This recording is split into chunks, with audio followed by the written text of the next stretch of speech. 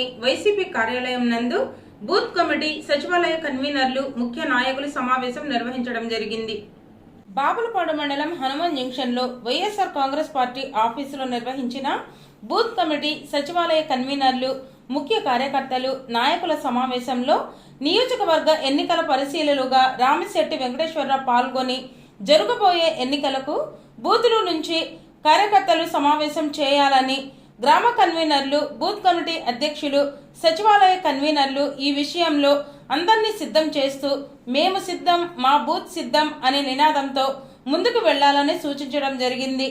ఈ సమావేశంలో మండల పార్టీ అధ్యక్షులు Nakka Gandhi, MPP Y Nagesh, ZPTC Komaravalli Gangabhavani, మండల జేఏసీ కన్వీనర్ అవిర్నేని శేషగిరిరావు, వ్యవసాయ సలహా మండలి అధ్యక్షులు పడకల వీర్రాజు, ఏఎంసీ మాజీ డైరెక్టర్ కోడెబోయిన బాబీ, కొమరవల్లి కిరణ్మూర్తి, అల్లాడి తెరీసా, మూల్పూరి ప్రభుకాంత్, ఎంపీటీసీలు పడకల కోటేశ్వరరావు, పురుషోత్తమరావు, గూడవల్లి రత్న సుధాకర్ తదితరులు పాల్గొన్నారు. అట్లాగే ఎంపీపీ నగేష్ గారికి, జడ్పీటీసీ భవానీ గారికి, అట్లాగే మా బ్యాంక్ ప్రెసిడెంట్ తెరీసా గారికి, అట్లాగే రాజేష గారికి, మన పడకల వీరరాజు గారికి, ప్రభుకాంత్ గారికి, సీనియర్ నాయకులు చర్పతలకి అందరికీ పేరు పేరున కేవలం పేరు మర్చిపోయింటే ప్రభుకాంత్ సోదరుడు అట్లాగే మా సుధాకర్ గారికి అందరికీ ప్రత్యేకమైన నమస్కారాలు తెలియజేస్తూ, పనిచేసేవాడికి బాధ తక్కువ, దాంట్లో ఎటువంటి సందేహం లేదు. పనిచేసేవాడికి బాధలు ఖచ్చితంగా ఉంటాయి.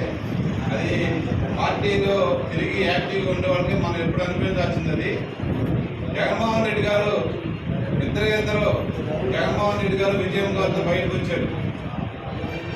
ఆయన ఒక గొప్ప సైంటిస్ట్ నేను చెప్పాలండి. ఆంధ్రప్రదేశ్ అనే ఒక ప్రయోగశాలలో నవరత్నాలు అనే ఒక రా మెటీరియల్ తీసుకుని ఈ రాష్ట్రంలో మొట్టమొదటిగా వాలంటీర్ అనే ప్రయోగశాలలో ప్రయోగించి ఈ రాష్ట్రంలో తిరుగులేని మెజార్టీతో ఆయన చెప్పినటువంటి అన్ని పథకాలనే ప్రతి కొమ్మల దగ్గర తీసుకెళ్లిన ఏకైక ముఖ్యమంత్రి జగన్మోహన్ రెడ్డి గారు.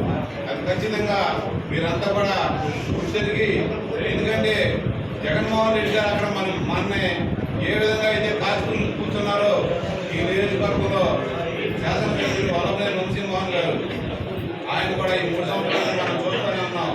ఎవరు ఏ ఆపద వచ్చినా కానీ ఆయన అర్జెంటుగా వాళ్ళకి సహాయం చేయండి, వాళ్ళ కింద ఉన్నటువంటి ఆయన మనుషులతో ఇప్పించి ఆ వ్యక్తి యొక్క సాధక పథకాన్ని తెలుసుకున్న శాసనసభ్యుడిగా ఆయన మన ముందరగా మళ్ళీ వస్తున్నారు.